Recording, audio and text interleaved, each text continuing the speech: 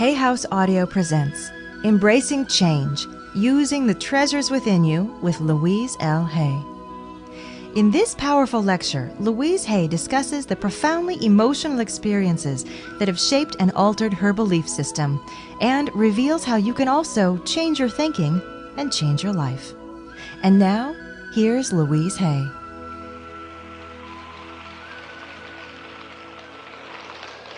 How many of you go to bed with me at night? Yes.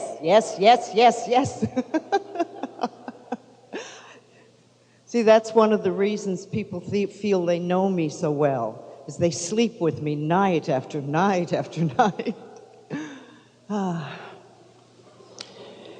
You know, Ken Carey, in his new book, The Third Millennium, said something that I thought was so beautiful. He said, "The warm rains of new thought fall gently on the soil of human consciousness." It's not as though this new consciousness-raising movement that's going on is a big storm or battering at people's doors.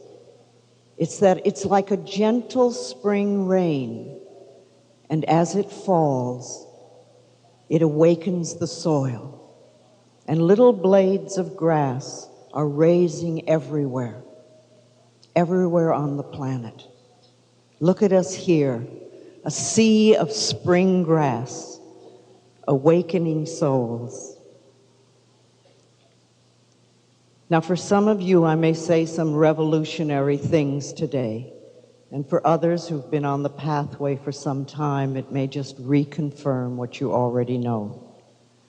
But it's a glorious time that we're living in, and wonderful new things to learn, new understandings to have of our human consciousness. You know, deep at the center of our being, there is an infinite well of love, an infinite well of joy, an infinite well of peace, and a place within us where we are totally connected with infinite wisdom. These are the treasures that are within us, and they're only a breath away. So just for a moment, I'd like you to close your eyes and come with me. Let's go to that place within you where there is infinite love, where you can see life through unconditional love. And the more love you share and give, the more will return to you. So feel that love and let it grow and expand. Now come with me to that place where there is indescribable joy, bubbling, where you see the joy of life at all times. And let yourself feel that joy within you. And feel it grow and expand. And then come with me to that place within you where there is deep, serene peace, as quiet as a mountain lake, where the outside world cannot touch you. And feel that peace. And then come to that place within you where there is infinite wisdom, where all the answers to all the questions you will ever ask are already within you, where whatever it is you need to know will be revealed to you. These are the treasures within you. And as you open your eyes and come back to this room, Keep remembering that you have these treasures. Do we use them once a day, once a week, once a month, once a year? Or do we totally forget that we have these within us? You see, when we use the treasures that are within us, we will get to drop a lot of the burdens that we carry. Burdens like anger and rage and shame and guilt and prejudice, judgment. We will not need to create illnesses any longer. And I really think we can begin to reverse the aging process, because it is burdens that age us. So I'd like to ask you that once a day or twice a day, first thing in the morning and last thing at night, you stand in front of a mirror and look into your own eyes and say, I am filled with unconditional love, and I share it today. I am filled with indescribable joy, and I feel it today. And I am filled with deep, serene peace, and I experience it today. And I am connected with infinite wisdom. And I listen for those answers. I receive those answers today. Because this is the truth of your being. And people who declare the truth can literally change the world. I know it sounds simplistic, it's repetitive, and it is very powerful. We have so much within us that in times past we have not been taught to use.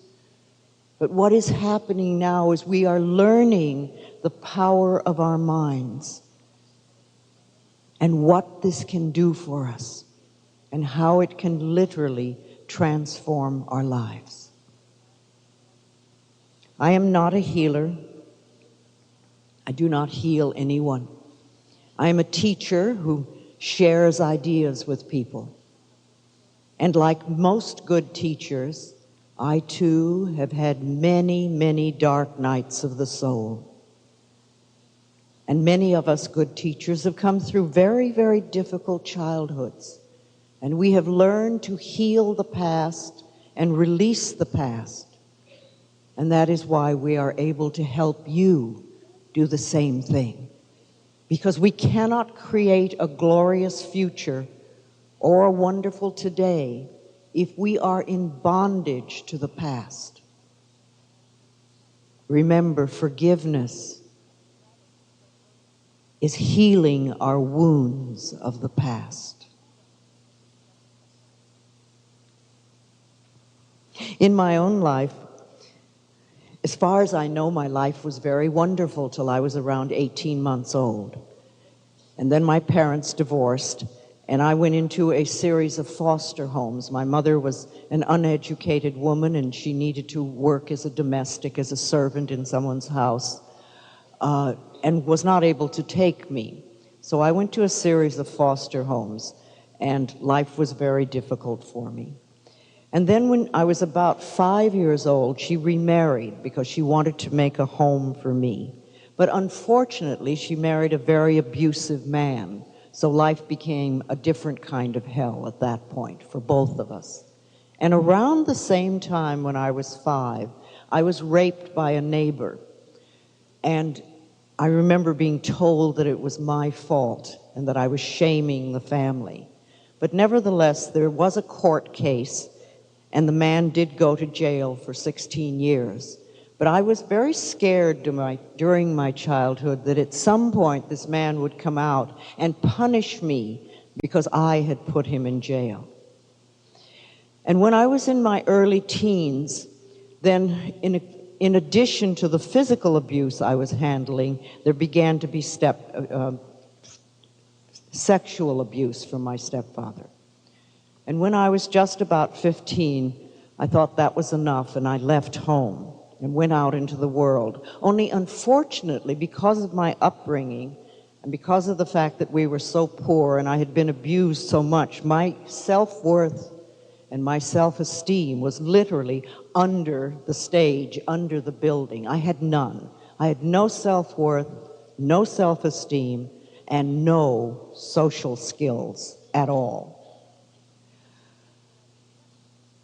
And because I was so very, very starved for love in those days, if a young man would put his arms around me, I would go to bed with him.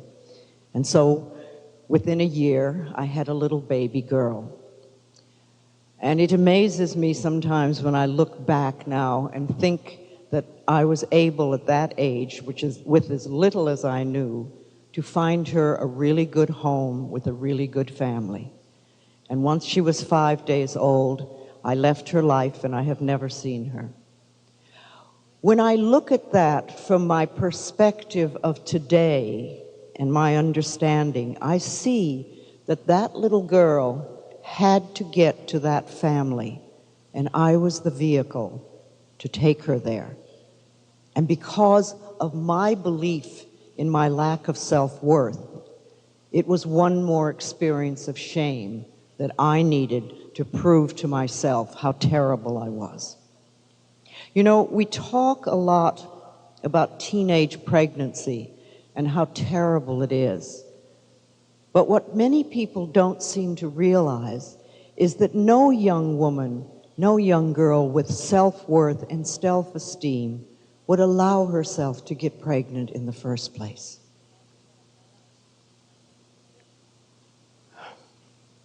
We must fill our children with self-confidence and self-worth so that they are able to handle the challenges that life brings them. If you fill them with fear, they become powerless and they do not know how to heal. So I went on with my life, but because of my belief in myself, my beliefs about life, I attracted many abusive men and many menial jobs.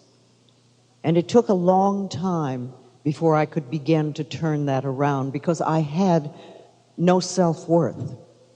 However, in time, things began to change. And I remember at one point, I married in my late 20s, I married a wonderful Englishman.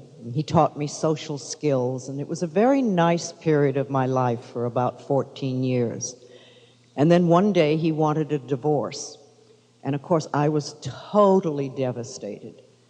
Because once again, I was saying, I'm not good enough, I can't do it, I can never do it right. But I didn't realize at the time that life was really giving me an opportunity to move into a new phase. And while it was very difficult for me for some time, they say when the student is ready, the teacher appears. And my teacher appeared in the form of a class. A friend said to me, I'm going to a lecture tonight, would you like to come with me? And I went. And it literally began the turning point of my life. I was in my early 40s, and these people told me that if I was willing to change my thinking, I could change my life. And it was the most important thing that I think I have ever heard in my life. And while I didn't know what they were talking about and didn't really know what they meant, something inside of me said yes. And so I started to go to classes and read books and listen to tapes and make notes furiously and study and study. I, who had been a high school dropout and had never studied anything in my life, suddenly found a subject that absolutely fascinated me, the way my mind worked and the influence it had on my body and on my life. So I was studying away, and time passed, and my life started to change. I was doing affirmations and making some progress, and I started to get what I call the green lights in the parking places, when the little things in life start to work for you, and I thought I was pretty hot stuff. And I was in those days. I was doing well. And after a time, I got to a point where I began to teach what I knew and work with people on how to help them change their consciousness, to change their lives. And then one day, I was diagnosed with cancer. And just like anyone else who is diagnosed with cancer, I went into total panic. I was absolutely petrified. But I did have something on my side. I had tools to work with because I had worked with other people. And at that point, I knew that the mental equivalent for the disease called cancer is resentment. Deep, old resentment that literally eats away at the body over time. I remember calling my teacher and saying, "They say I have cancer." And he said to me, "Louise, you cannot have done all the work you've done on yourself to die of cancer. Now let's take a positive approach." And I remember clinging to that statement. And I began to do all the things I could figure out to do to handle this. I knew that if I would have the operation that they said I must have, and I didn't clear the mental pattern that was contributing to this disease, then they'd just keep cutting Louise until there was no more Louise left. You see, I don't believe that doctors don't get it all out. I think that we contribute to a condition in our bodies. We go have an operation, we come back, and we live life in exactly the same way. We don't change our thinking, we don't change our habits, we don't change our attitudes. And of course, the condition comes back. So I remember doing a lot of praying, a lot of affirmations, a lot of visualizations. I used to visualize several times a day cool, clear water flowing through my body, washing out the diseased cancer cells. I also went to a good nutritionist, and this person helped me detoxify my body, take the negative junk out of my body that I had so unknowingly eaten for so many years. And then I also went to a good therapist and detoxified my mind of the junk thoughts that I had been carrying around for so very long. This was a therapist who was able to help me release the angers and the resentment that had to have been within me from having carried that for so long. But one of the most important things that happened was that I learned about forgiveness from a personal point of view. I realized that my stepfather, who was so abusive, was once born a beautiful, innocent little baby, like all of us.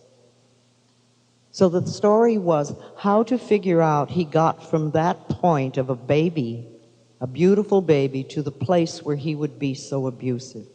And I began to explore his childhood, and I realized that he was also a highly abused child. In fact, he had a twin brother who was so traumatized by the family experience that he went into an institution and never came out. Now, this was not to condone his behavior. It was not to say that what he did was okay, but it was to have some understanding on why and how it could have happened. And as I began to understand, I was able to begin the forgiveness process, which was not for him, but it was for me. It was time to heal my wounds. And in 6 months of absolutely intense concentration and doing everything I could think of the right thing to do, I remember, I know I had more to eat, but it seems that the only thing I can remember is sprouts and pureed asparagus. But I did all these things, and all of them combined Within 6 months, I was able to get the medical profession to agree with what I already knew, that I no longer had cancer. And this was an extraordinarily powerful experience for me, because I began to realize that if we're willing to do the work, and many of us are not.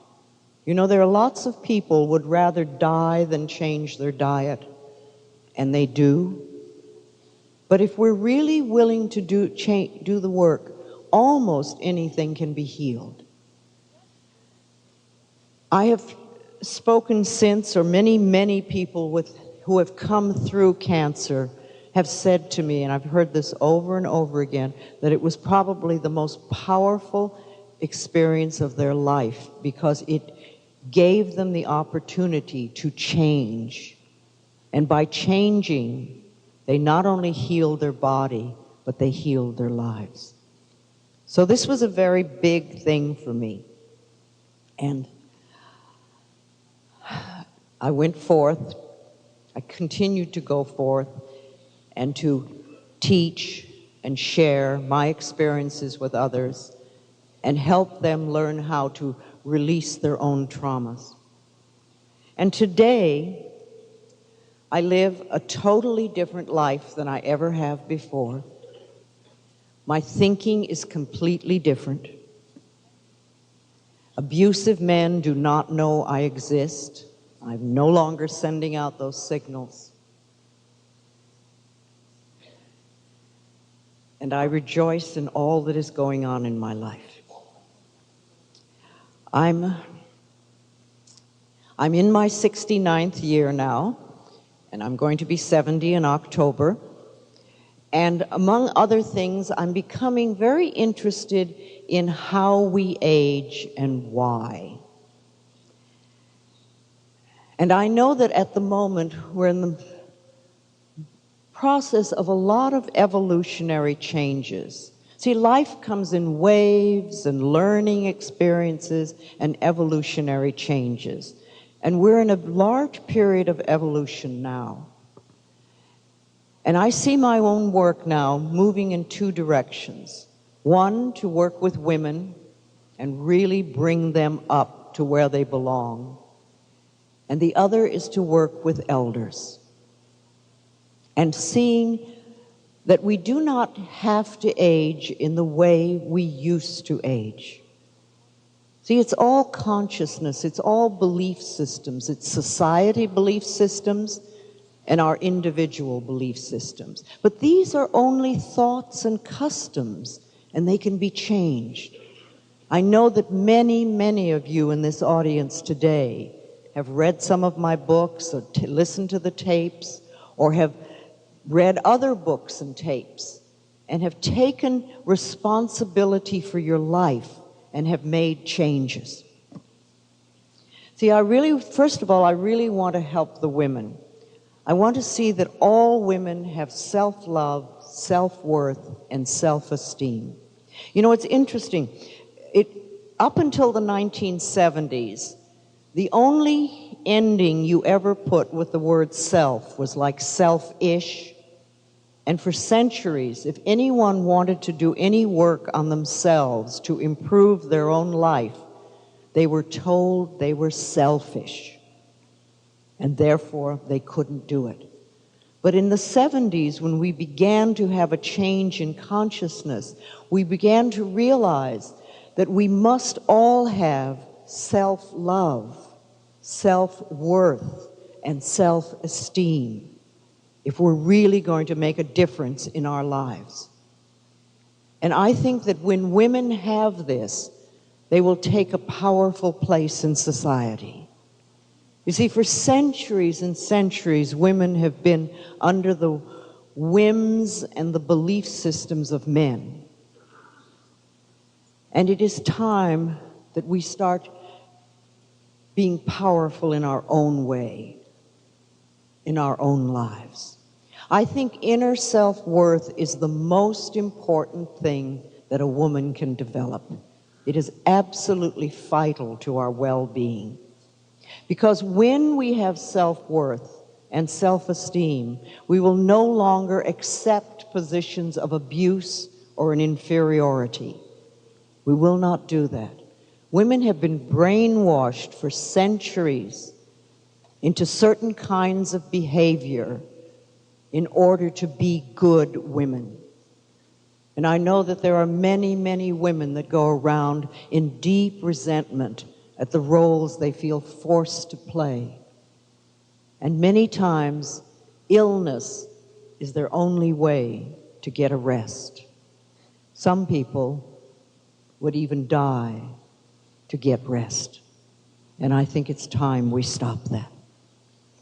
But you see, no matter where we came from, no matter what the family rules were, no matter how abused we were as children, we women can learn to love and cherish ourselves today.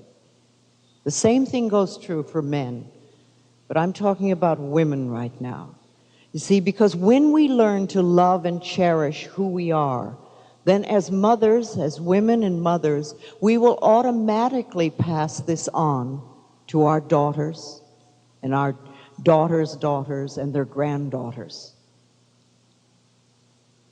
And our daughters will no longer accept abuse, and our sons will have respect for everyone, including all the women in their lives.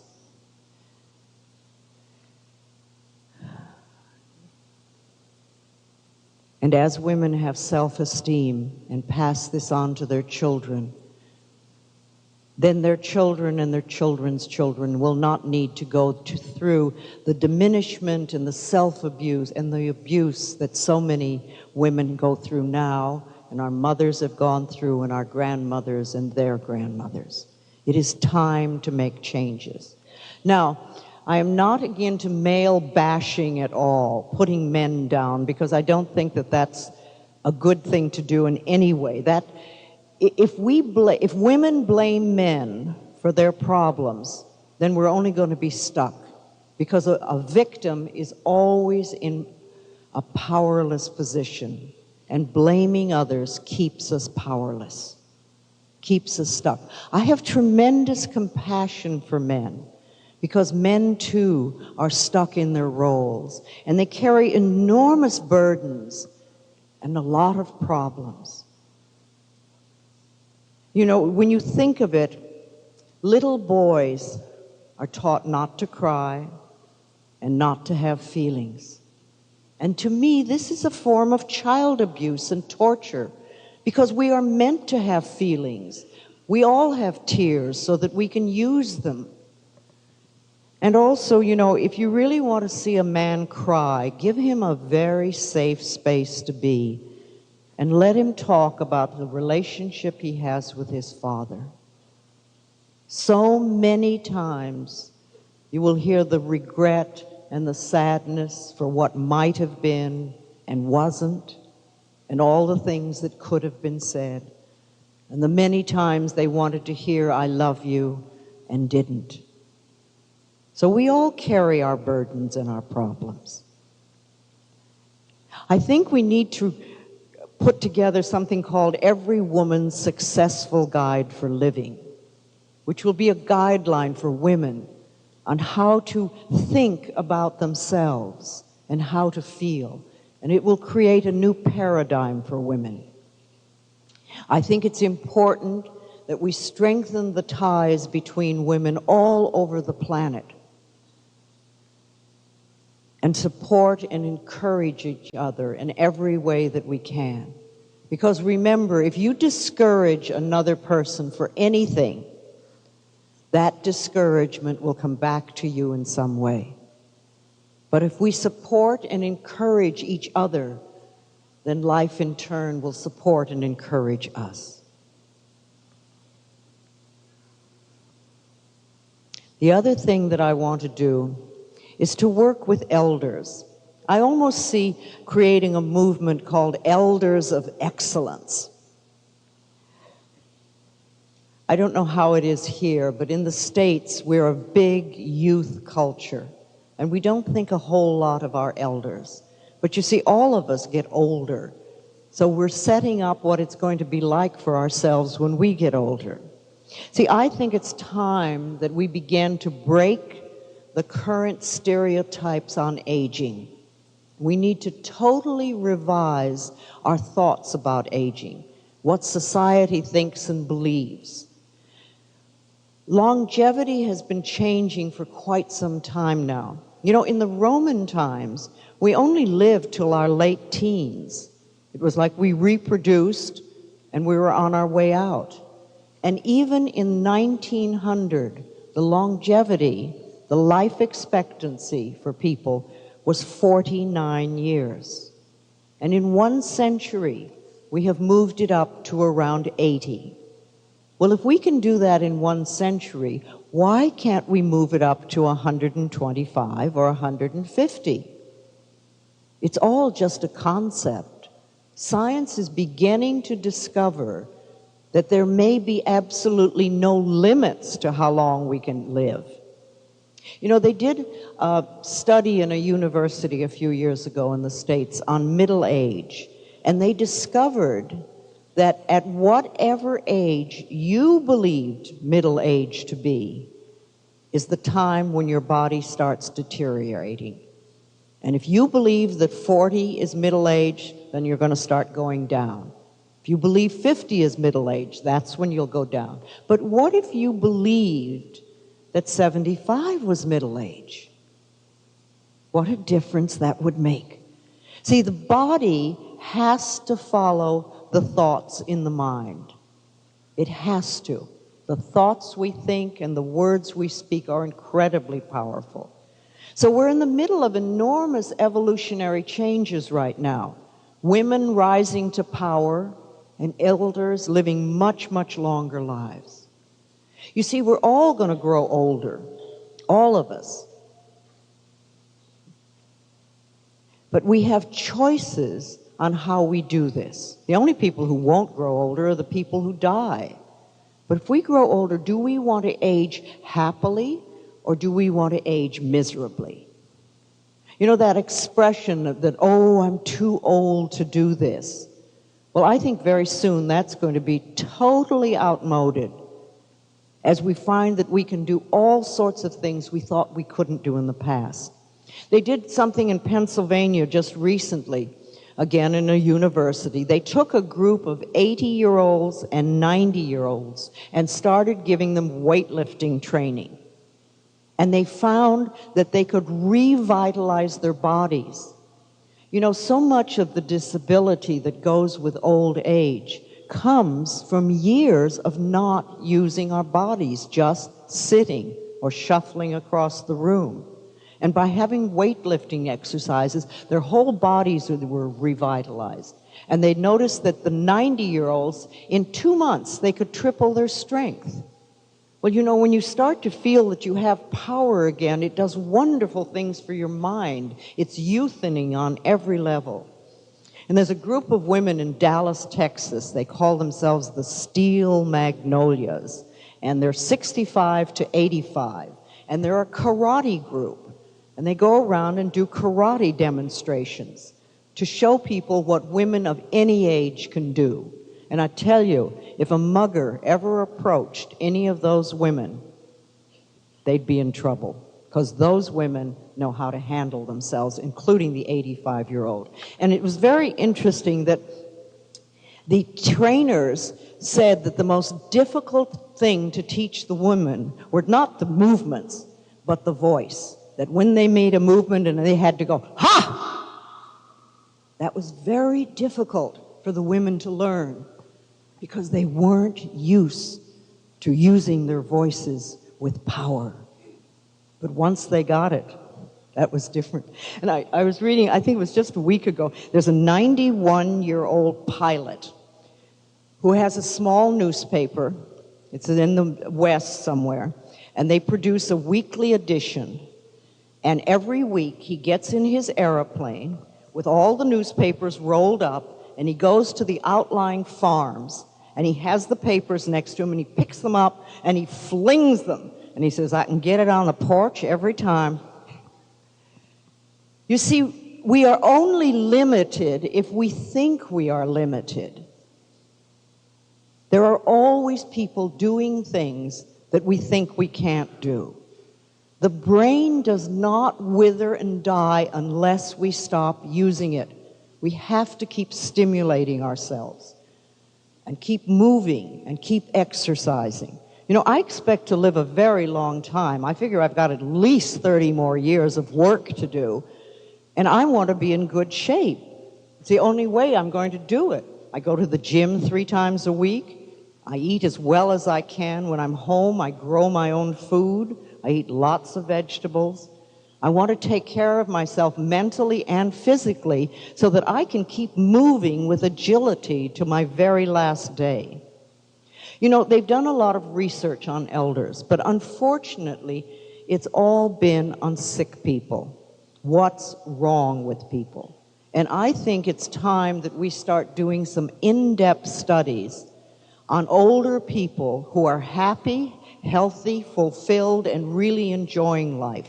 Because when we study these people, then we will learn how we can all do it. Unfortunately, pharmaceutical companies do not make money on healthy people.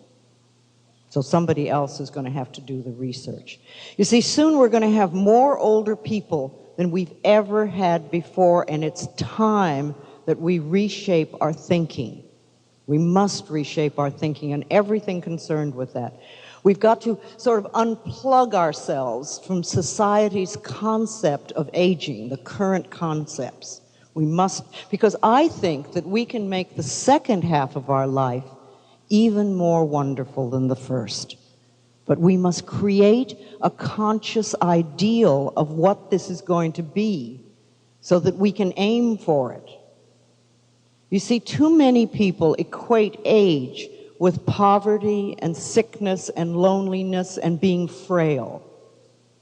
And if we look around us and see a lot of that, that is because this is what we have created by our past belief thinking. Remember, today, you are always living and experiencing what you believed yesterday and last week and last month. But what you are choosing to believe and think today will create tomorrow and next month and next year and your future. So we can always make our changes now. But I agree, it is not, there's no point in living a long time until we can really accept and believe that we are greatly responsible for our health and our dis-ease. You know, neuropeptides work equally for everyone. Neuropeptides are the chemical messengers that travel throughout our body whenever we think a thought or speak something, whenever we talk or think. And if we have negative thoughts, if we are bitter, if we are angry, then the chemicals that are produced in our brain depress our immune systems. But if when we think thoughts, we are loving and optimistic and open and have faith in life and in other people and in ourselves, then the chemicals that are produced at that time strengthen our immune system. It's as simple as that. Whatever we think is constantly having an effect on our bodies and our experiences. You know, for a long time, I really didn't understand the concept of we are all created equal. Because that seems so strange. You know, there are tall people, short people, rich people, poor people. There are attractive people, unattractive people. There are stupid people. There are brilliant people. What do you mean we're all created equal? And then I finally got it. What that means is, no matter who we are, the same thoughts affect us in the same ways. Anger is as toxic to a Jewish body as it is to a Christian body, to a Spanish body or a Chinese body, to a homosexual body or a heterosexual body. Anger is a toxic emotion. We are all created equal. If we think in negative thinking, if that's our consistent way of living, we are guaranteed to develop dis-ease. If we have an illness and we will not let go of our past, if we will not forgive, if we will not heal our emotional wounds, we will not heal our bodies. And that is as true in every country, with both sexes, with everyone. We are all one, and we are all created equally. All this stuff about how we look and how much money we have, that is the outer illusion. But the internal process is exactly the same for all of us. All of us. Neuropeptides work equally. So next time you're letting yourself go into a pit of rage, try to stop yourself and say, no, wait a minute. I'm depressing my immune system. Is this what I want to do? Conscious living is what we're aiming for. Conscious living. See, we're all setting up our later years. All of us. I don't care whether you're 14 or 40 or 60 or whatever. You're setting up your later years. And two questions that I think are vital for all of us to ask ourselves is, one, how do you want to age? How do you want to age? How do you see yourself when you're 75? What do you see? What kind of a person? Alive and vital? Or in a wheelchair? And the next question is, how do you want to die? How do you want to die? Do you want to die in a hospital bed with tons of tubes in you? Or do you want to, when it's your time to go, have a little party and say goodbye to all your friends and then go to bed and go to sleep? Wouldn't that be a better way? You see, we're constantly creating our future, and we need to think that far ahead, because what we're doing today has a lot to do with how that will be. How will it be when we're older? I'd like to see us all be elders of excellence, and each one of us using those treasures within us that I talked about at the very beginning. And you see, if you really believe, if you can trust life, you have faith in life, if you know you're filled with unconditional love, if you know you're filled with joy, if you know that within you is so much peace that nothing can ever hurt you, and if you know that all the answers to any question you ask is there, that whatever you need to know is revealed to you, then what difference does it make what our future is? It's going to be good. And we can be flexible and flowing and trust life. Takes a while to get to that point, though theoretically we could do it in an instant. It depends how much we're willing to let go of tribal concepts and all those limitations we were raised with. You know, I'm a very, very simple lady with a simple, simple message. Love yourself and heal your life. Forgive the past, move on, and live in today. You cannot have a wonderful today if you're holding on to the misery of the past, or even the good of the past, or you're terrified of the future. You know, the people that talk about the good old days and how wonderful it was and it isn't good now, remember, you've created both realities. And if you created good days at one point in your life, you can do it again, even if today is not that good. Get a hold of your thinking. Start to do conscious living, conscious. You know, life is simple if we let it be, but we make it so complicated. But if we really just understand that what we think is what we get, what you believe is what will show up in your life. But your thinking, and that's all changeable. It can move. See, what is the reality that we create for ourselves? I love these two images. Do we live in a dungeon of limitation, or do we live in a palace of possibilities? I like to feel that where I am is the totality of possibilities of all good. Not just yes or no or this or that. You know, we live and think in limited human mind thinking. It has to be this way or that way, or if it can't work this way, how can it happen? Well, the universe is incredibly smarter than we are and has the totality of possibilities to supply us with everything we desire, as long as we can believe that we deserve it.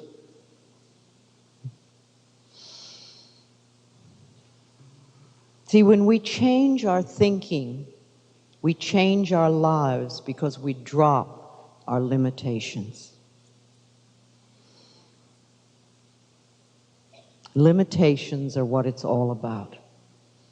And we've had some experiences that show us that we can drop limitations. You know, how many people here have heard of fire walking? Walking on hot coals, the classes?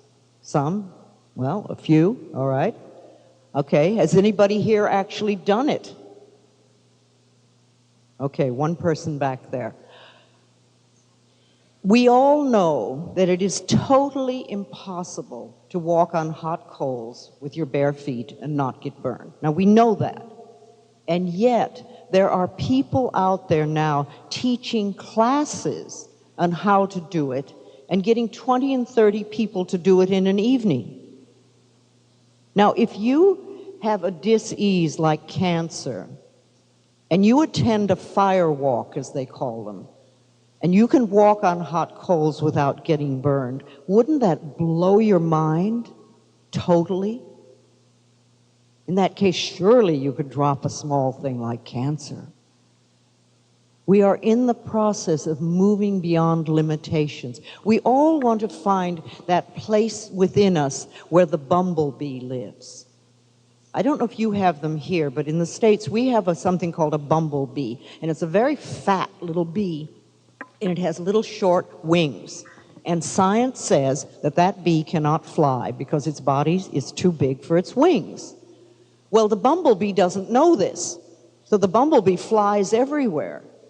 The limitation is not in the bumblebee, the limitation is in science's interpretation. And we all have that place within us where we can do things that we did not know we could do. But we have to give ourselves a chance. You know, I like to think of our thoughts like drops of water. One thought does not mean very much. It's like one drop of water on this stage. But I'm told that we think about 60,000 thoughts a day. And unfortunately, most of them are the thoughts we had yesterday and the day before and the day before and the day before. But you know, if you think of these thoughts keep dropping and dropping, 60,000 a day, pretty soon you can have a little puddle, a little pond, a small lake, almost an ocean. And if our thinking is negative, we can drown in a sea of negativity, or we can float on the ocean of life. It is up to us totally. I think I have taught myself to think primarily in positive affirmations. And yes, it is a little bit of work to change our thinking, to be conscious of it, to be aware of what we think and what we believe. But once we can do that, it makes a tremendous difference. Now, you know, We talk about affirmations a lot, which are positive statements. But what people don't realize is that every thought we think and every word we speak is an affirmation. You've been doing affirmations all your life, but you've been doing them unconsciously, and a lot of them have been very negative. So we need to look at what is it we really believe so we can make the changes. And that's why I say to people, take a large piece of paper and write on the top of it what I believe about men. And then take another piece, what I believe about women. Another piece, what I believe about children. What I believe about life, work, finances, marriage, relationships, money,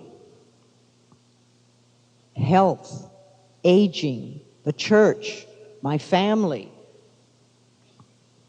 And just start writing things down. Whatever comes to your head, no matter how foolish it is, write it down, write it down. And it may take you almost a week of going back to these papers to finish them.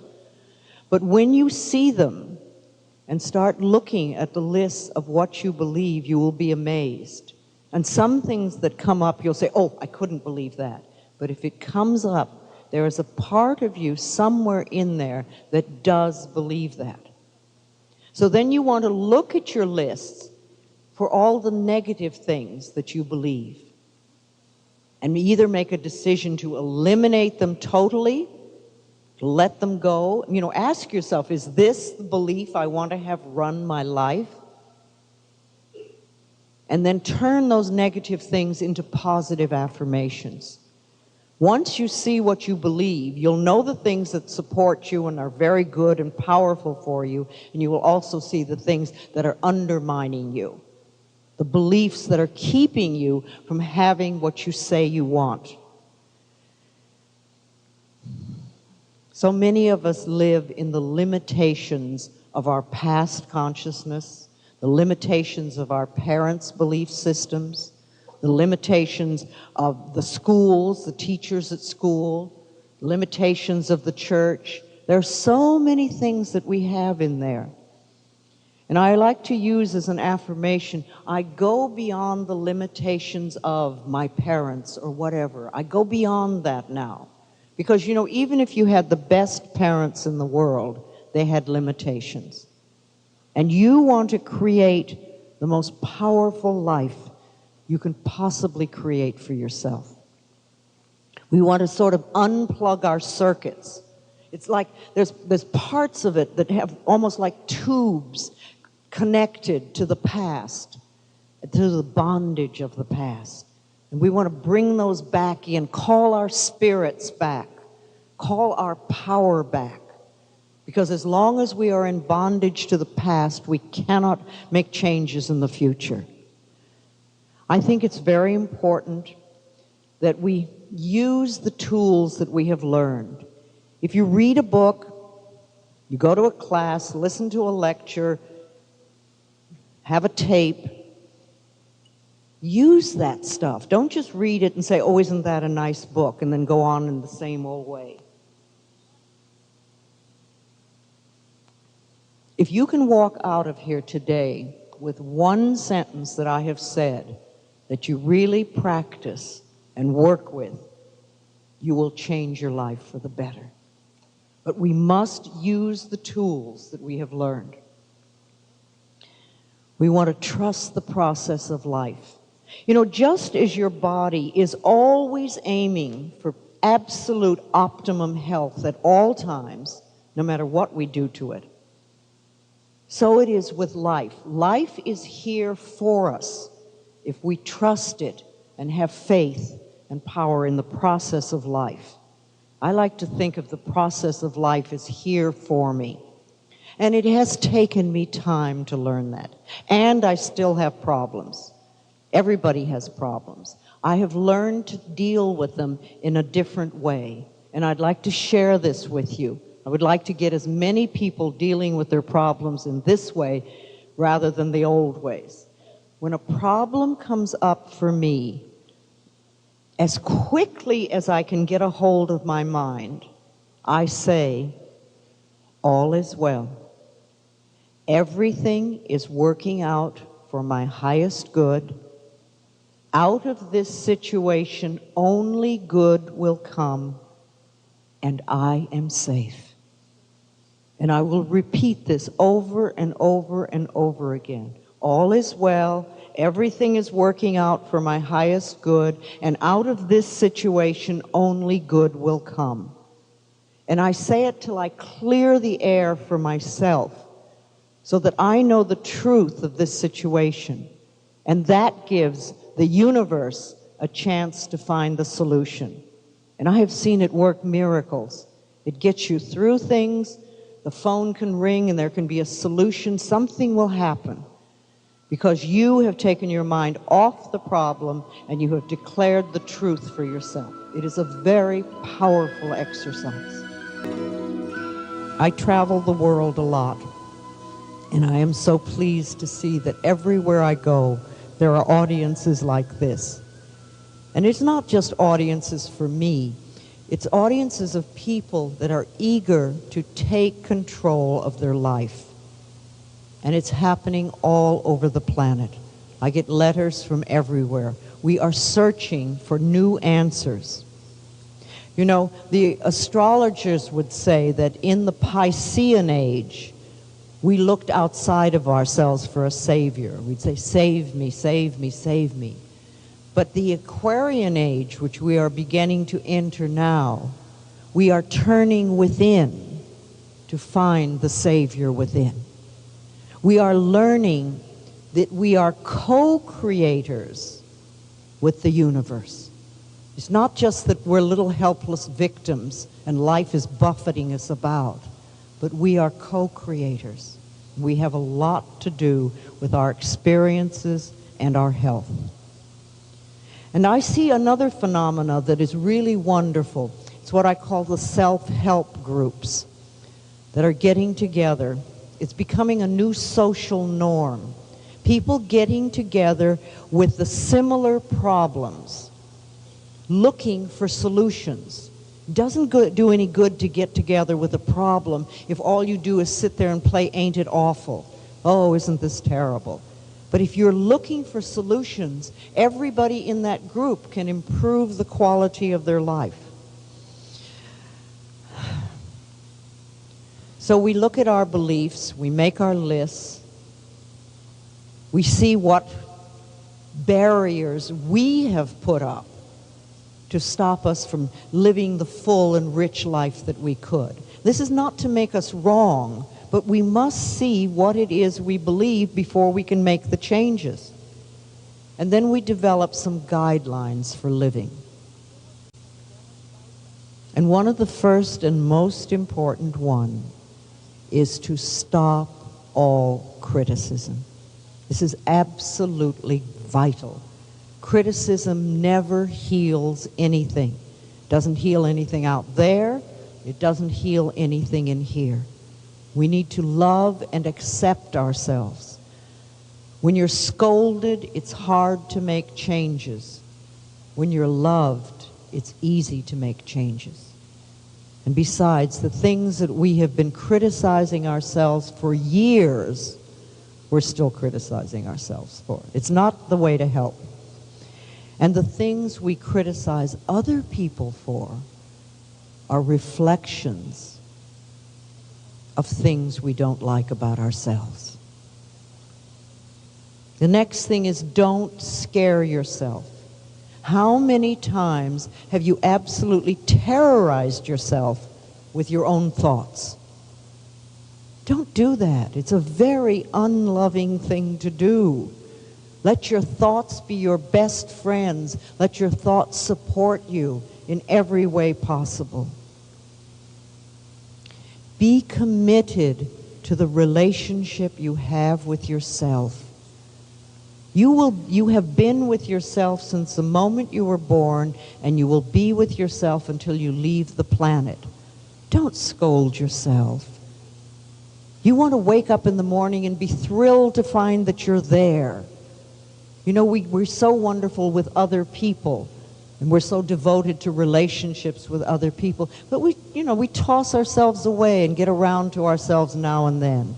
No, be committed to yourself. Treat yourself as though you are loved. As though you are someone who is very loved by you. I always suggest that people go to the mirror first thing in the morning and look at the mirror and say, I love you.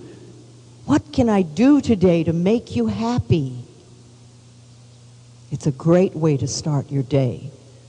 You know, how many people have somebody that says that to them? I love you, and how can I make you happy today? Well, don't wait for somebody else. Do it for yourself.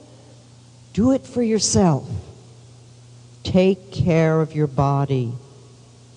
We want to live a long time. We want to be in great shape. So take loving care of your body. And educate yourself. We all need to do that. We think, oh, I can't do this or that, but we're bright, and there's so much out there for us now. There's books and tapes and classes and lectures and videos. It's all out there. There's so much we can learn. I know I'm going to be learning something new every single day as long as I'm on this planet. As long as I'm on this planet. I will never know it all, but I want to know more and more. One of the things I say in the morning when I wake up is that I want to have more understanding today than I had before. I want to deepen my understanding. And I think it's vital that we all build a financial future for ourselves, everyone. And it doesn't matter where you start. It's vital that women have money of their own. You know, and affirmations are very important here. Something that I operate on. Remember, I came from the lowest of poverty, and I don't live that way now. But what the affirmations that I use is, one, my income is constantly increasing, and I prosper wherever I turn. My income is constantly increasing, and I prosper wherever I turn. Remember, you are creating your personal laws. You want to fulfill your creative side, your positive creative side. Now, not everybody can build a building, design a building, or be an artist or a singer or something like that. Some of us, our creative side is very simple. But it is important that we fulfill our creative side in a positive way, because if we don't, we will fulfill it in a negative way. That creativity must be expressed, and you will express it in a negative way by your thinking. Some of you, I know I used to get very creative with my negative thinking. Vengeance and all those wonderful things that only come back to us and create problems. So allow the positive creative side of yourself to come out. Make joy and happiness the very center of your world. You know, it's not out there, it's in here. And we can find joy and happiness in every area of our life if we look for it. Life is very funny, really. It's very funny. I think it's vital that we develop a strong spiritual connection with life. And sometimes we do that through religion, and sometimes we do that as a solitary journey of going within and meditating and allowing answers to come through us. But it is vital. I'm not a religious person, but I am a deeply spiritual person, and I feel very, very connected with all of life. I think it is vital that we have integrity, that we can keep our word, that if we promise somebody something, we honor it and follow through. If you promise yourself something, honor it and follow through. We must have self-respect. And you cannot have self-respect if you break your promises to yourself. I never make a promise anymore that I know I will not, that I do not want to keep, because when I make a promise, I keep it. So many of us, promise ourselves things and then we fall through on them. And if you can't honor and respect yourself, if you can't trust yourself, you will never trust life. So we need to develop that. And then the other thing is to live from a center of gratitude. It makes a tremendous difference in life. When I awaken in the morning, before I even open my eyes, I thank the bed for a good night's sleep and for me keeping me so comfortable all night. And then I thank life for myself, that I'm here, that I have chosen to live another day, that I get to spend another day with me. I'm grateful for my family and for my friends, for my home, for my animals. I have 4 wonderful dogs. For the vegetables that I grow, for the work that I do, for the experiences I will have that day, for the health of my body. And I go on and on and on. And this is before I open my eyes, so that when I begin my day, it is coming from a place of gratitude. And life loves a grateful person. And you get much more to be grateful about. Gratitude brings you the goodies. And when I say the goodies, I don't mean just things. I mean the people and the places and the experiences that mean so much in life. Be thankful for all that we have. So that stop all criticism. Don't scare yourself. Be committed to the relationship you have with yourself. Treat yourself as though you are loved. Take care of your body. Educate yourself. Keep learning. Build a financial future for yourself. Can't expect them to take care of us. Fulfill your creative side. Make joy and happiness the center of your world. And develop a strong spiritual connection with life. Have integrity. Keep your word. Respect yourself.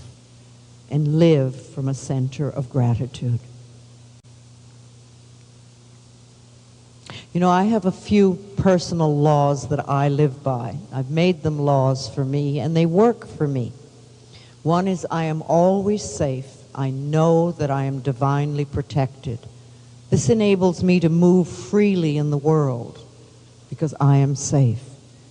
I also know that everything I need to know is revealed to me. It always is. It's amazing how I can hear things, but the information I need to know comes to me. And everything I need comes to me in the perfect time-space sequence. I will do an affirmation for something that I think I want, and then I just let it go. I feel like it's out in the cosmic kitchen. You put your order in. You go to a restaurant, and you decide what you want to eat, and you put your order in the kitchen. And then you don't run into the kitchen to see how it's being done. You assume that they are taking care of it. So you go about your business, you drink your glass of wine, you have your cup of coffee, you eat some bread, whatever it is, as you wait for your food to come out. You know it's happening. And it's the same thing when you do an affirmation for something. You don't have to keep figuring out how it's going to happen. It's done. It will come in the perfect time-space sequence. I also know that life is a joy and filled with love. That every one of the wonderful things about this work that I do is almost everywhere I go, I am greeted with tremendous love. And that's a very nice thing. I also know that I am vibrantly healthy. I know that. I will never again go through the sort of dis-ease I've gone through before. because I am in a totally different space. I know I prosper wherever I turn. I know that I am willing to grow and to change. I don't feel I know it all. I'm willing to see a dark corner of myself as they pop up now and then, and I go, oh, well, all right, that's one to change. That's another one to change. And I also know that all is well in my world. Our consciousness creates our experiences. Learning to love ourselves is a challenge we all go through. As little babies, we were born loving ourselves. But then we go through many, many experiences so that we forget that. We think, oh, well, maybe that's not true. And some of us even learn to hate ourselves. But one of our spiritual challenges is to learn to love who we are, in spite of what has happened or in spite of what they say. See, all of us go through the challenges of learning to forgive ourselves and forgive others and to love ourselves. It is part of our spiritual growth. Our negative thoughts come from fear. So we're always in this position of, are we coming from fear or faith? Do you trust life, or are you coming from a fear space? Are you coming from scarcity or abundance? It's our choice. It's our choice. Life is wonderful. We can make it so. Grazie. We are...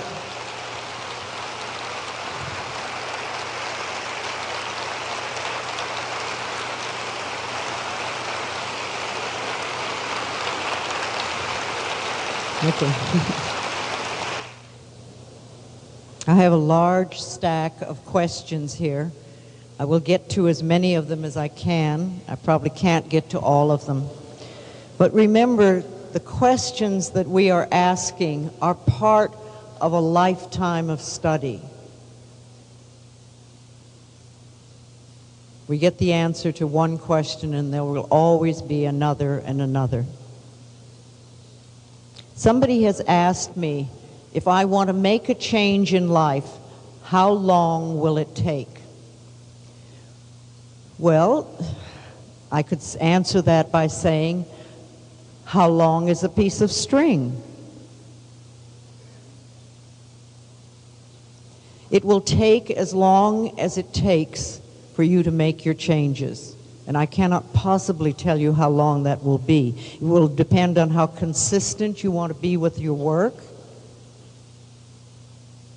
and how much you believe. And then somebody else said, what do I do when I feel ridiculous doing affirmations?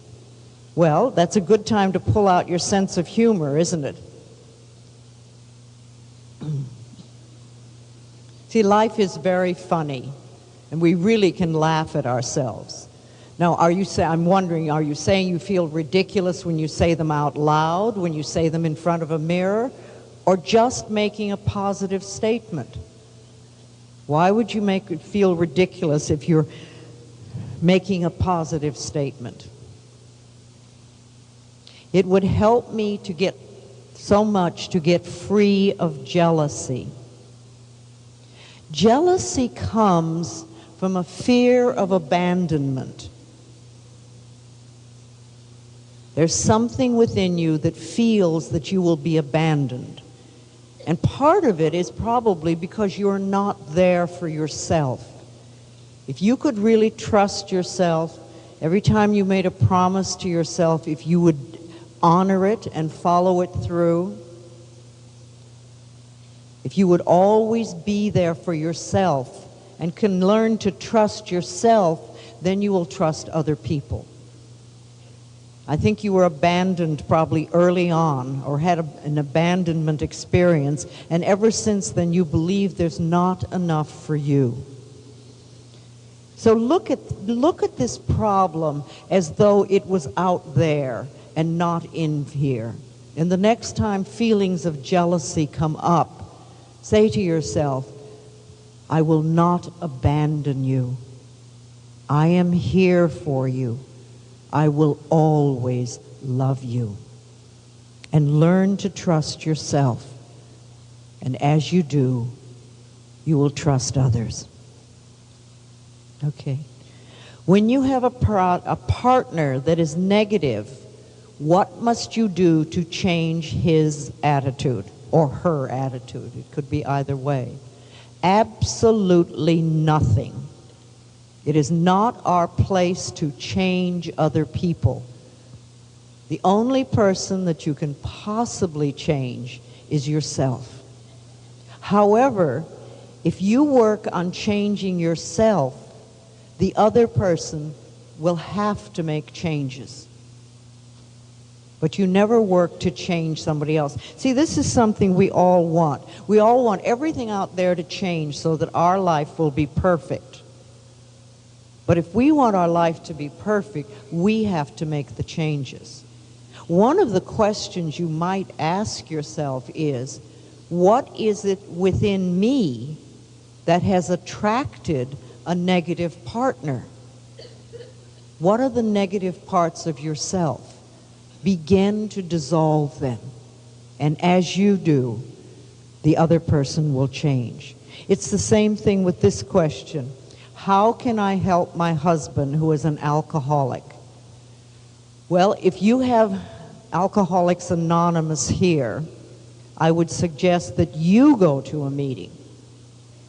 You go to a meeting and learn about the pain and suffering that they go through so that you can have some understanding about how to handle yourself. You are not responsible for a partner who drinks. You are only responsible for your own life. The person is not doing it to punish you, but to fight his own pain. And when your husband or whoever the partner is who is an alcoholic is ready, he will make the changes. But until he is ready, there is nothing you can do except to work on yourself. My 24-year-old daughter has died in an accident. What do you think of the death of young people? I think it is my belief that we come to this planet many times. We live many lives. We probably experience everything over a period of time. We're male, we're female, we're every color that there could possibly be. We're homosexual, we're heterosexual, and each time we have a life, we die in a different manner and at a different time.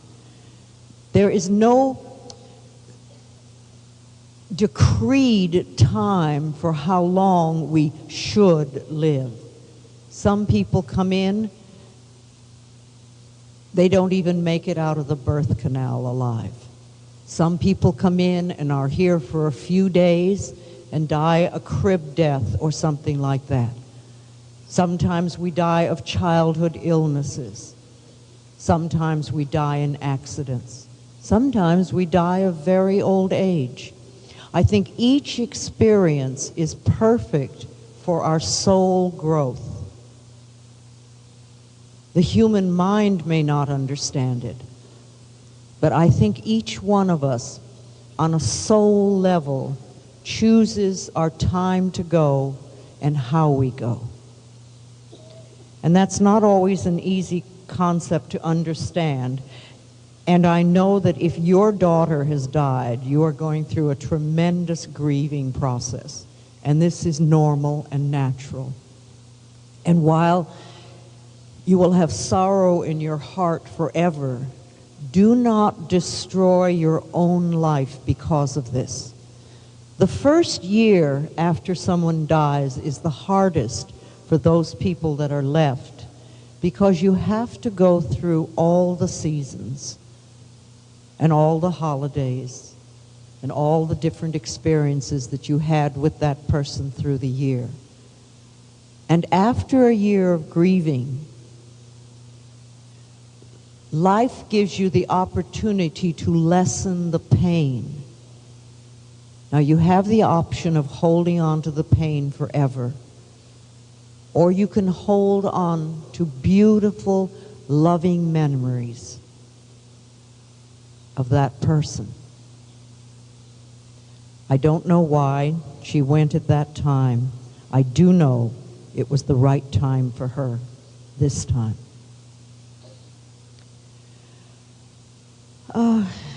You say that one has to connect with life. When I speak of life, do I refer to God? I can. When I say life, when I say the universe, I talk about the power that created this all, the power that is in charge, the power that many people call God. Whatever word is comfortable to you. I do not see God as an old man sitting on a cloud making notes of my sins. I do not have that image. I have an image of a power that moves the sun and the stars and that beats my heart, that knows how to make a flower grow, that is always doing its best to make life wonderful in spite of the choices that we make. I feel very strongly that there is a strong spiritual connection between all of us and the power that created us. What can we do to get rid of anger? Well, first of all, let's not talk about getting rid of it, because it's very hard to get rid of things. It is much easier to dissolve things when you can understand them. Anger is a reaction that either other people have done something wrong or they are doing something wrong. If it is of the past, for goodness sakes, let yourself go. Remember, every experience we have in life, we have been a co-creator for it. And every person that is in our life is a mirror of a belief system of ourselves. So when we look at an incident that is wrong, that we are angry about, a good question to ask ourselves is, what is my part in this? Again, not to make ourselves wrong, but to begin to understand the process of how life works. And yes, I, like anybody else, I get angry, but I hold it a very short period now. It does not last the way it used to. It comes up and it goes down. And especially if I get into that all is well and everything that's happening is for my highest good, and out of this experience only good will come, then you can move through it very quickly. Anger is just one of many emotions. See, the negative state is not a place to stay all your life. Stresses are supposed to be like fleeting conditions. They move through unless we hold on to them. We grab them and we hang on, and we won't let them go. So if you want to let go of anger, to dissolve it, and you could even use that image of it like being a black cloud, and you're allowing the sunshine to move through, and just dissolve that cloud. We can choose to let it go. You could say as an affirmation, I'm willing to release the need to be angry. And if you keep saying that, it will become true for you. It's a toughie, though, because we like to be righteous. See, a lot of us sit in what I call a prison of self-righteous resentment. They are wrong, and I am right. But a prison is a prison. And if we box ourselves into an attitude, then we don't grow. Okay. Why, when following your advice, I still continue to eat and get fat?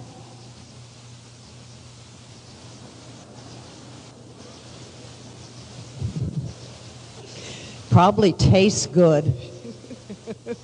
You have some very good food here.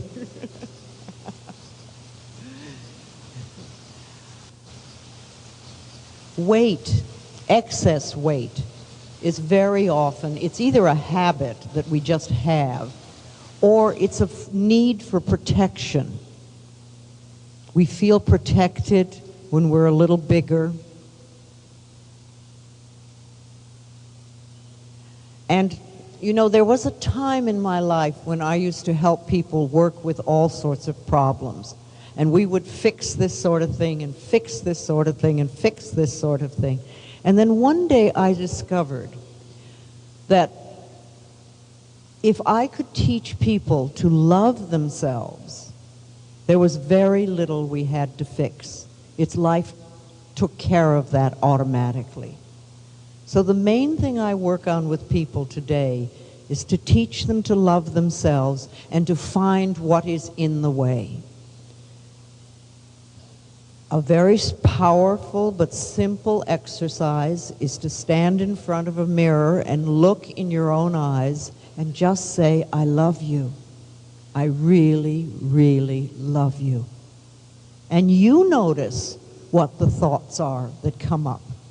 Can you do that and smile at yourself and feel good about doing it? Or is it something, do all sorts of uncomfortable feelings come up? What comes up? What are the thoughts that move through your mind? You see, I like to do affirmations in front of a mirror because you move through your blocks very quickly. You know right away what it is that you're thinking. And then you can turn that into a positive affirmation. I would say that there's a part of you that feels very unsafe, and food comforts you and makes you feel protected. Love who you are, and love yourself as you are. I would suggest you stand naked in front of a mirror and say, I love you. I really, really love you. Okay, some guidelines to achieving success in business. All right. I have very strong ideas in business. I think if you go into business to make money, you're doomed. If that's all you're going into business for, is to make money, you'll have struggle. To me, where I come from in business, and I have a very successful business now, a publishing firm, my thought is always, how can I help the people? What can I do to help? And I like to think of every business transaction that takes place as though we bless and prosper each other. And if you bless your customers with love, if you know that you have a service that other people want and you're really helping people, then I think you will automatically succeed. But if you just go into business to see how much money you can make, it will be a struggle. In fact, the more we can come from that space in our heart of how can we help people, the better it is. I know that we say this to our authors when authors bring a book proposal to us. It's always, well, all right, now what can we do with this book to really, really help people? I think affirmations are important in business. You know that you have a product or a service that people want. You bless your customers with love. You visualize people coming to your place of business or responding to your business if it's mail order, whatever it is. And I always like to bless the building with love, bless all the equipment in the building, whether it's desks or offices or counters in a store or mechanical equipment in a factory, whatever it is, you put love into it. And bless each and every employee with love and each and every customer. And begin your day that way with a gratitude. That, to me, is how to succeed in business. And it's worked wonders for me.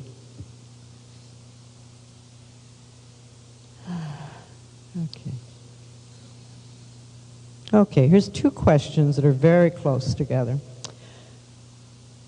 If we want, we can change our life. What happens with homosexuality? The other question is, please, could you let us know your opinion about homosexuality or recommend a book about it? I think it is time that we welcome our homosexual brothers and sisters. What we have been doing to them for a long time is tribal outcasting of the very worst kind. There is no way that we can practice unconditional love except for that group over there. It doesn't work that way. Our hearts are open and accepting, or they're closed and shut down. There's no two ways about it. Now, I have noticed that science is finally getting around to the point where they have discovered that there is actually a different gene in homosexuals. There is something that there's different. It is not a chosen lifestyle. It is something that people are born with. And I do not believe that God makes mistakes, especially on the number that we have. This is my opinion. I cannot recommend a book on it because I don't know. I have done a great deal of work with homosexuals. Many of you know I worked with people with AIDS for 6.5 years in the trenches in the very early days when people were giving me death threats because I was so wicked as to say that I don't believe that people with AIDS have to die. Not everybody. I have never once worked with a homosexual person on a therapeutic level where the person did not know before they were 5 years old that they were homosexual. This is not something that one chooses later on in life. I think we have a tremendous amount of judgment on it. It's part of the things that we need to go beyond, if you choose to do so. I know many people do not agree with my opinions, but this is what I feel and what I believe. Okay, how to forgive.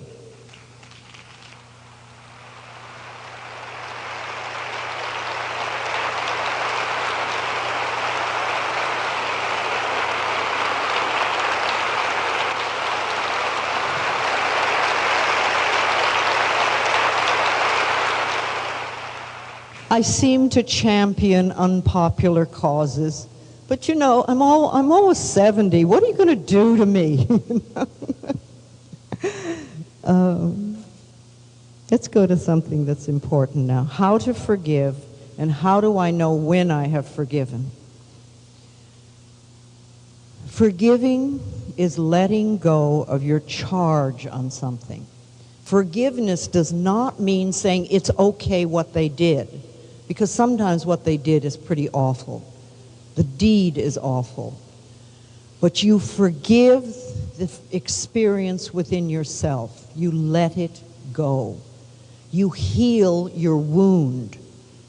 When you are in resentment, when you are in bitterness, when you are in revenge, you have a tremendous wound in you. It comes from the past, and you won't let it go. And you are the one that needs healing. Now, when you have forgiven, you will no longer have a charge on it. And if you can, you will get to the point where you may even thank that person or that group or whatever it is, because it is part of your soul growth. Everything that happens is part of our soul growth. And it's a human mind concept that is not easy to accept. I find that mirror work is very powerful for forgiveness. To sit in front of the mirror and talk to the person that you want to forgive. And have a box of tissues next to you because there could be a lot of tears. Forgiveness is about freeing ourselves. And remember, for loving ourselves and forgiveness are two of the big spiritual challenges that we have on our earth pathway. See, I think that when we leave the planet, the only thing we take with us is our capacity to love. We certainly don't take our automobiles or our money or anything else. We take our capacity to love. And that determines a lot about what our next lifetime is like, in my opinion. Okay, what can you say about jaw problems? Well, jaws are anger, clenching, holding on, grinding in our sleep, tension. You know, fear can affect every single part of the body. It sort of puts us on alert, and we're like this. But love can relax the entire body. If you have jaw problems, you're probably having a lot of difficulty sleeping at night. And before you go to sleep at night, I would say, I love you and I forgive you. I love you and I forgive you. And I sleep in peace. And if you do that every night, you will start to shift that pattern. I release the anger. I let it go. Again, I think gratitude helps us a great deal on releasing these patterns. Who and what is God? Well, I said that before. In my opinion, it's a power and a force. Now, there are many, many different opinions about who and what God is. And they're all right for everybody, but I think it's a force. What happens after we're dead? Well, I'm not an authority. However, my belief is that we do live many, many lifetimes. And I've always had an image, or I've had an image for a long time, of the end of my life is like, I've been in a play, I've been in the stage, and I leave the stage, the curtain goes down, I go into the dressing room, I take the makeup off, I take the costume off, and I walk to the stage door absolutely naked. And I'm greeted on the other side by lots of love, by a new director and a new script, and go into rehearsal for a new play. That's an image I've had. I'm handed a new costume. I think that we have our schooling, our experiences, and when we leave the planet, first of all, we are greeted by enormous amounts of love, more than we usually experience here. And then we go to sort of a holding place for a bit, where we examine what's happened before and what this lifetime was like. And then we make choices about the next lifetime. What is the learning experience I will need this time? What is next? And I feel we really choose the lifetimes.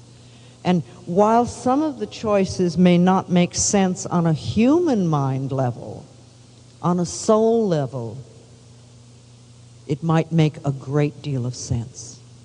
We might choose to come in as a cripple because there is an experience there that we need. We could choose to come in as many different things. Will we love ourselves in spite of whatever that experience is? Will we fulfill our soul growth? This is my opinion. Will we see our loved ones after, if they're around? You see, they may come back before you leave. Because if we're constantly cycling and recycling, I don't know. Well, I was with so many people that died of AIDS, and when I'd see a baby born, I'd often say, "Is that you, Philip? You know, hi, David, is that you? Have you come back already? Have you come back to help heal the planet?" So I know that we're greeted with love. If you read any of the literature about it, there's quite a bit of after-death experiences now and near-death experiences, and they all talk about tremendous love. And perhaps they're waiting, perhaps they're already here. Perhaps your daughter was your grandfather. Who knows? What do I think about reincarnation? I just said that. Why does my son behave so badly and I live through it? I don't know what troubles your son. I don't know. I don't know how much of your stuff he's acting out.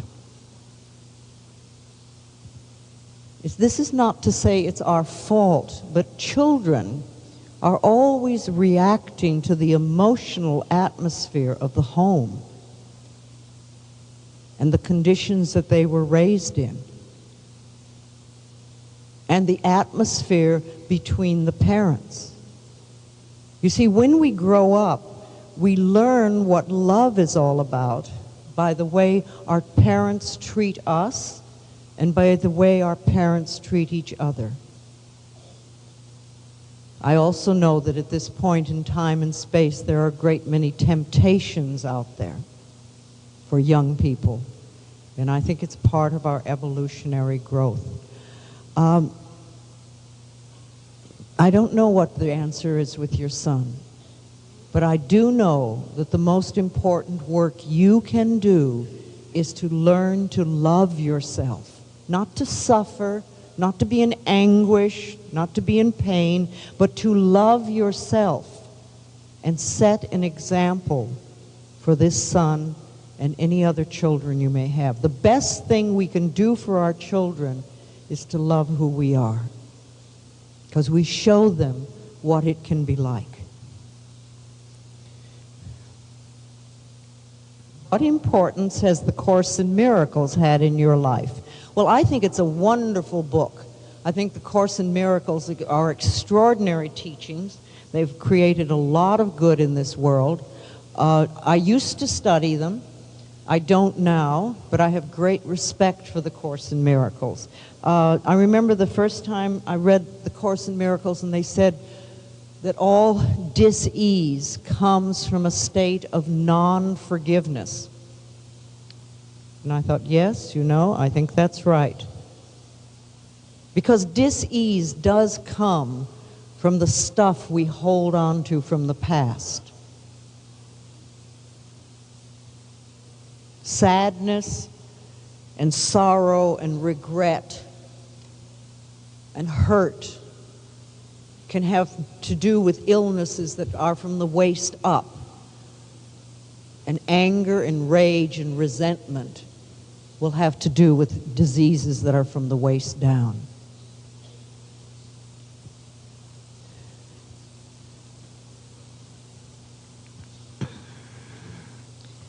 Course in Miracles is an excellent study group. I don't know whether you have that here, but we have quite a few groups that study it in the States. And you get together with a group of people and, you know, you talk about it, you try to understand it. They're good people. Okay, how do I know when I'm evolving spiritually? Well, you don't ask that question. You know you're evolving spiritually when your life starts to work better, when things begin to fall into place. Then you're in connection. You see, I think it's very important that we have body, mind, and spirit. It's almost like a triangle, and we need to have them in balance. When your body, when your mind, and your spirit are totally balanced, then your life works. See, evolving spiritually is not just your religious connection. It's everything, because your life is spiritual. We are not human beings having a spiritual experience occasionally. We are spiritual beings who have chosen to have a human experience. And it's a very different way of looking at life. Just love yourself no matter what. You are evolving spiritually. We all are. Okay. Give me an answer for a terminal patient. This sounds like it might be a nurse or somebody with a physical pain who asks, what did I do to have all this? Am I so bad? It always saddens me when I hear people becoming guilty over illness, because that is not a healing act. I don't know why this person has particular illnesses that they have. I do know that people who have a lot of pain often are harboring a great deal of guilt. Remember, guilt seeks punishment, and punishment creates pain. So I don't know what this person is holding on to from the past, what unresolved family crises there are, what relationship things, what experiences that they're holding on to that is co-creating a difficult illness. But the person is not bad, the person is not wrong. They haven't done anything wrong. And again, the best thing to help that sort of a situation is to really begin to love who you are in the kindest, most wonderful way. And for the person who is dealing with this, or anybody who's dealing with someone who's going through a difficult illness, love them, be kind to them, help them to love themselves. We all leave the planet in our own way at our own time. And even though this patient may be considered terminal, life works in mysterious ways, and healings take place all the time. Miracles are continuously happening. Okay, do you think that all our negative thoughts come from other lives? No. I think that past life karma is interesting. It's interesting to look into a past life, but I think we use it as a cop-out. I think too many people think that, oh, this came from another lifetime, so it has nothing, I can't do anything about it this lifetime. To me, that's just a cop-out. That doesn't answer anything. Some of it may, but it doesn't matter whether it came from last week or when you were 12 or 5 or 2 lifetimes ago. This is where we let it go. This is where we release things. This is where we start anew and start fresh. So don't get too wrapped up in the other lifetime stuff. Okay, then we really answered this more or less before. So we wouldn't know how to deal with the death of someone young, someone who wasn't supposed to die. Well, you see, that's a human judgment. If the person has died, that person was supposed to die. That was part of the soul commitment, the soul decision. And as I said before, you love them, hold them in tenderness, do your grieving, and then move on. Because your life is not meant to stay in a constant state of grief over one person, though it can always be in your heart. Death is not an easy thing. It's part of the challenge of loving ourselves and forgiving. I have been doing affirmations up and down. I think that means a lot. But I do not write them. My life is sad, actually. How is this possible? Where did all my work go? Well, I don't know. I don't know what the beliefs are inside of you. This is why I said earlier, make lists.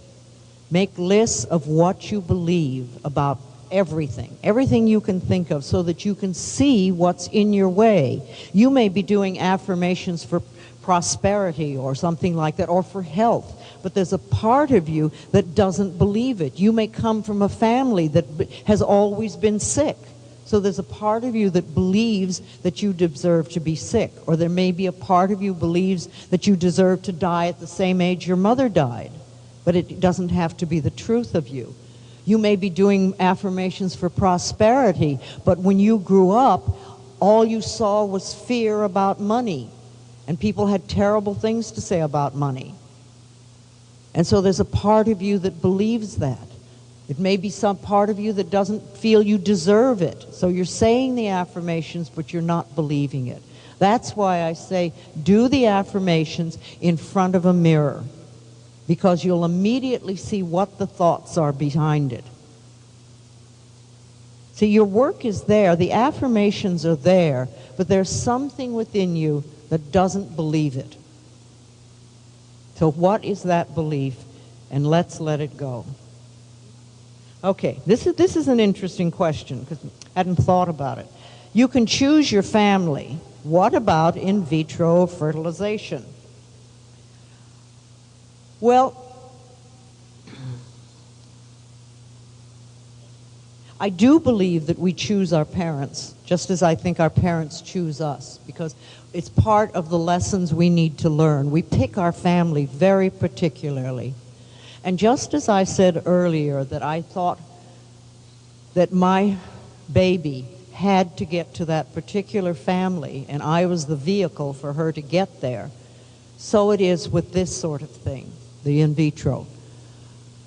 The child has chosen to go to a particular place, and this is the vehicle to get there. Remember, the soul, I think the soul chooses the family and finds the way to get there.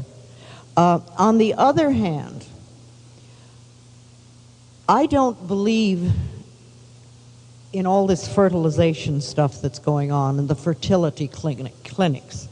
I'm not sure about here, but in the States, it's become an enormous business. Women spend fortunes trying to get pregnant when for some reason their body doesn't want to. And rather than working on the emotional challenges or the psychological challenges that may be stopping them, they spend a fortune. Some people mortgage their houses to try to get pregnant. And there's a lot of experimentation with how they do it. And I personally am just against it. I don't think it's a healthy thing to do. I think that when it's right to have the baby, your body will do it. And if not, there is a reason of some sort. And there's something else we need to do.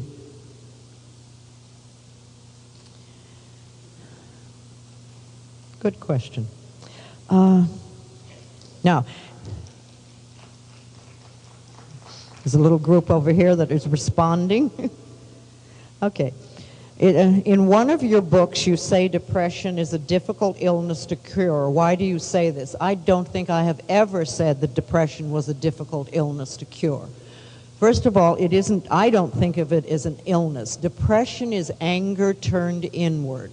When we are depressed, it is because we feel we don't have a right to be angry. There's a situation that we feel hopeless about. Like, what good would it do to get angry because I couldn't do anything about it anyway? And therefore, we get depressed. Depression is hopelessness.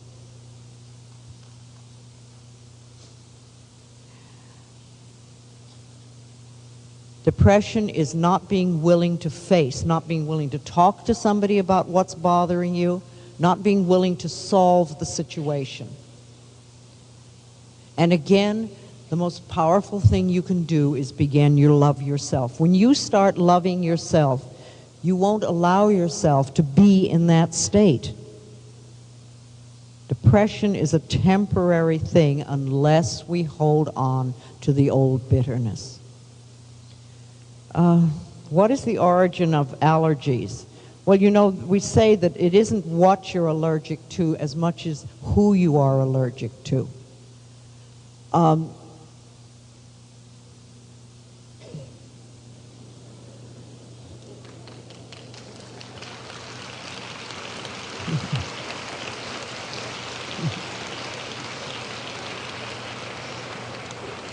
I think a great many allergies come from emotional difficulties.